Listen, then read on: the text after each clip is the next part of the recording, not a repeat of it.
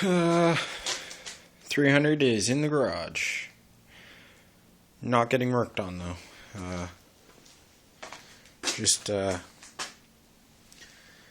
I took my truck in to get a windshield. Took all the scrap metal out of the back, which is acquired a clutch out of my mom's Sunfire front bearing, which was pretty bad. So,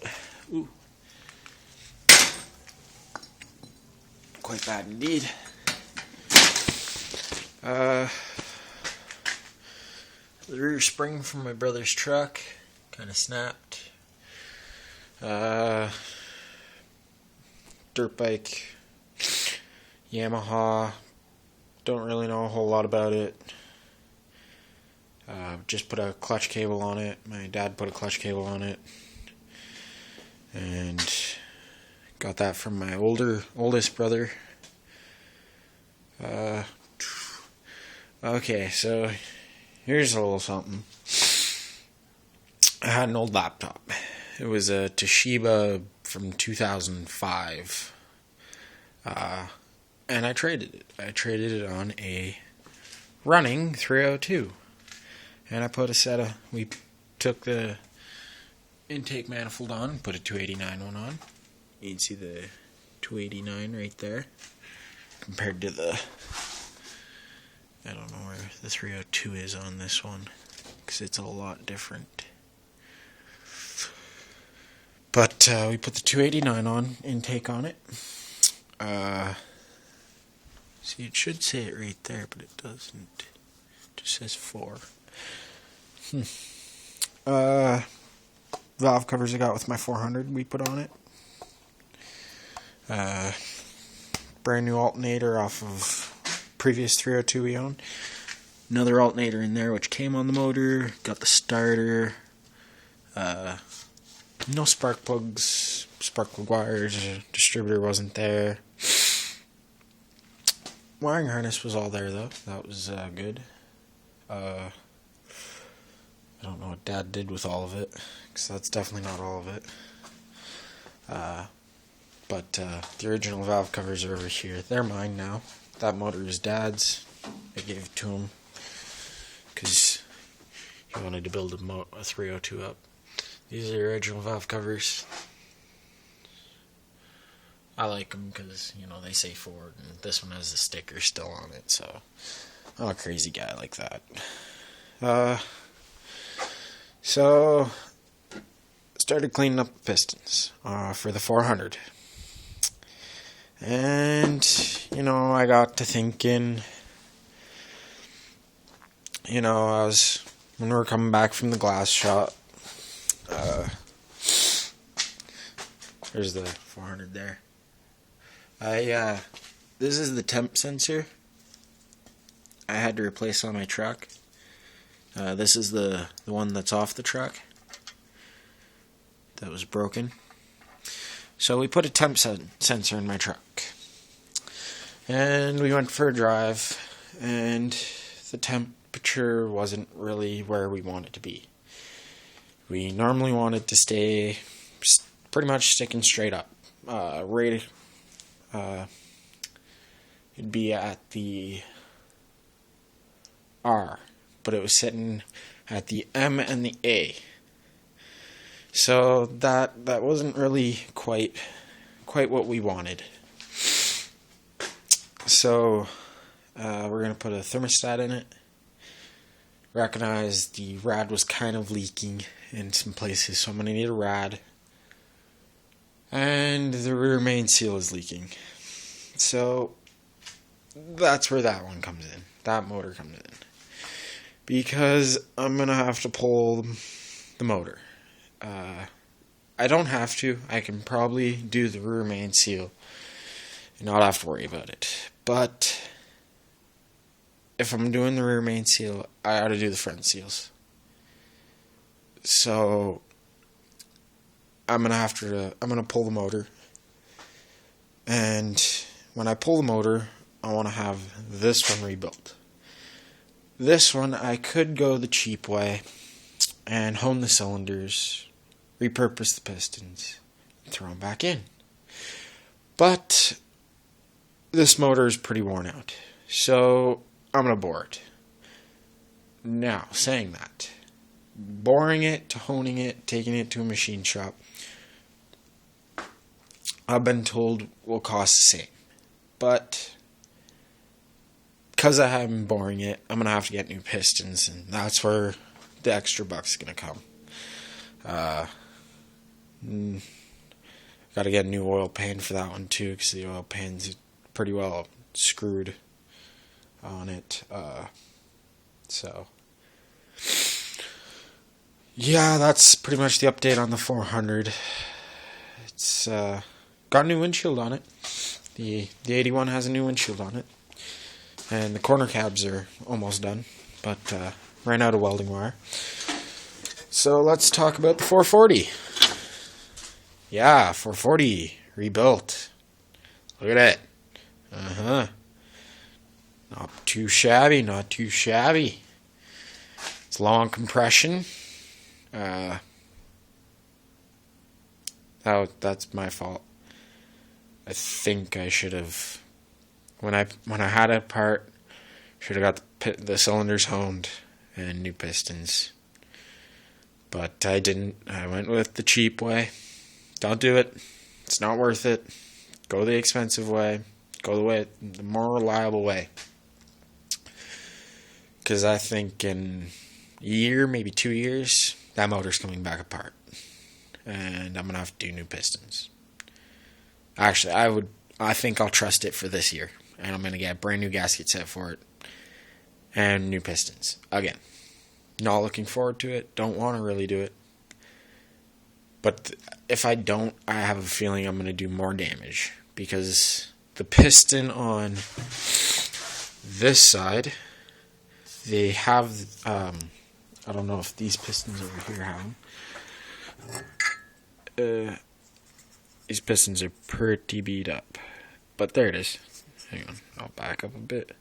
Right there, there's a little nipple kind of thing sticking out of the piston. And it is to align your rings. So your ring can only sit in there a certain way. So it's not moving, or it can't move. It squeezes, and that little nipple's in between. And they can't go either way. Well, the one on this side, well, it's broken. And it's gone. The ring's still there, the piston's fine, but the little nipple piece is missing. Not too happy about that, to be honest. That should have been my first clue. I should have. Yeah, well. All this orange stuff you're seeing, that is a copper gasket sealer that you put around the base because there's no gasket for the base. You put a sealer. I used the copper stuff because it's high heat. I thought, might as well go high heat because it's the base of the motor.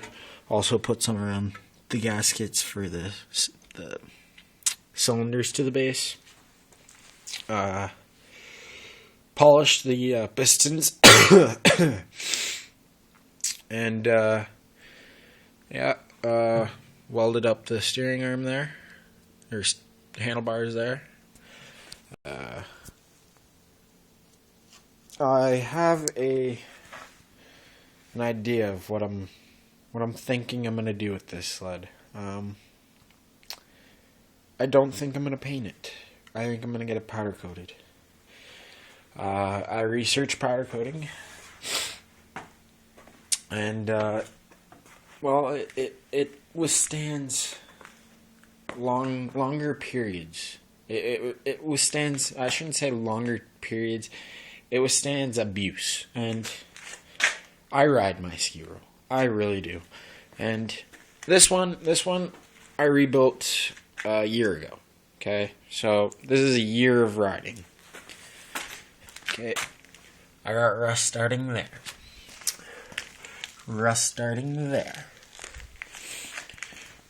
rust starting there.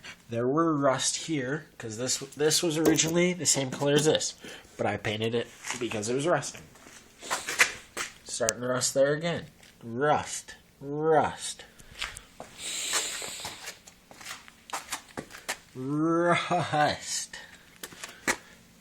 Oh, that was an afterthought. After I put the sled together, I realized this was broken. There was a little break there, so I welded it up afterwards. Massive scratch with rust. More rust. So yeah, I'm definitely getting powder coated. I think it's going to be the better deal.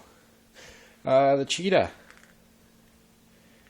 My older brothers asked him if I could have it. He said yes.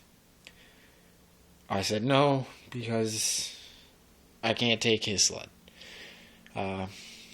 These are the last two of the bunch we had.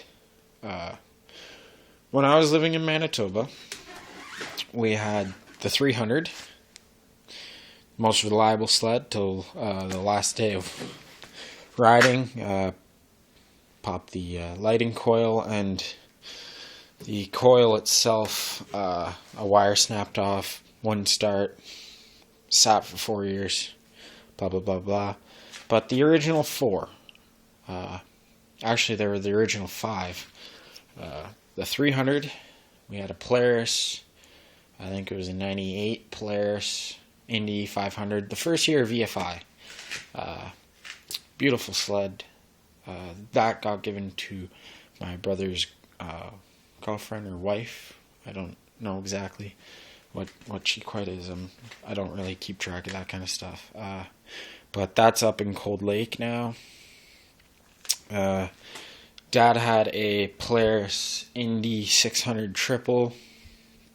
First year we got to Ontario, compression was low, didn't start. Pretty much needed a rebuild, so that got booted. It sold. Braid Citation got sold here. Actually, it was staying quite a while, but it was a touchy-feely sled. Didn't like to run. When it did run, it was a fun sled, I'll admit, but $500 that went. So the Cheetah and the 300, the last two. 300 is the only one that looks the way it did. The way it did when we first got it. The only difference is the color of the bottom. I tried to match it to the original, but I went too late. I know that now. I mean, it's not that much off. I mean, look at it compared to that. I mean, it wasn't too much off. It was the closest I could get was spray paint. And yes, I spray painted it because I didn't have a garage this big when I did it. I literally had a space smaller than the one this one's in. And I painted it in the driveway with cars driving by. So, I mean, I knew I was going to have to redo it sometime. But, yeah. Might be putting the brass bushings on this sled. As you can see right there, that is a brass bushing. Originally, they have, I don't know, they're like polyurethane or something like that. They wear out. So, this ones were gone. I mean, they were gone. There were pieces left. That was it. So, there was only, I think, one left. Oh, no, there wasn't. There was none left. The parts sled, my parts 440. It wasn't really my parts 440. It was my other 440. I took the bushing off the front of it, and we made the brass bushings. I made a set for the 440, but those were chucked with the sled itself, because I couldn't get them out, and I was running out of time. So now I got to build another one for this 440. And in my defense, for all those people that might go, oh my god, you threw out a ski rule, I didn't. My dad did. I had no choice. Dad was the one packing my stuff. I was the one that was already on the trip here, so that was done without my recollection. Got a Lincoln welder. Very nice welder. Works pretty good. Ran out of wire for it. Kind of sucked. Brother's moto ski. Sitting back here. Can't really quite see it. There's the hood up there. Dad's sled's under mine, as everybody can see. Has some major holes. Yes, that is floor. This side's no better. Flooring. Like, there was a lot of rust on this thing, and there's still more. I mean, there's cracks everywhere. But we'll rebuilder. We can do it. I know we can. But that's a little update so far. What else? Oh, all the parts from the... I don't know if you guys... Parts from the previous ski roll I owned. So... yeah, that's pretty much what's new right now. I'll make a video soon of the truck and the new windshield. I'll do a video on me replacing the belt because the belt broke. Well, the belt didn't break. The alternator belt is pretty worn. It is pretty bad. So I had to put a new belt on it. Mom's bike. Front tire's off.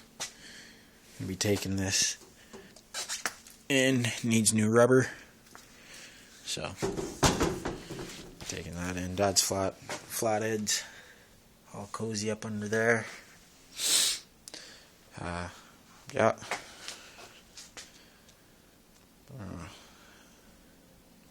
It's a little update on the garage. 300 sitting nice and cozy in it. Well, I'll let you guys go do your other videos. Ciao.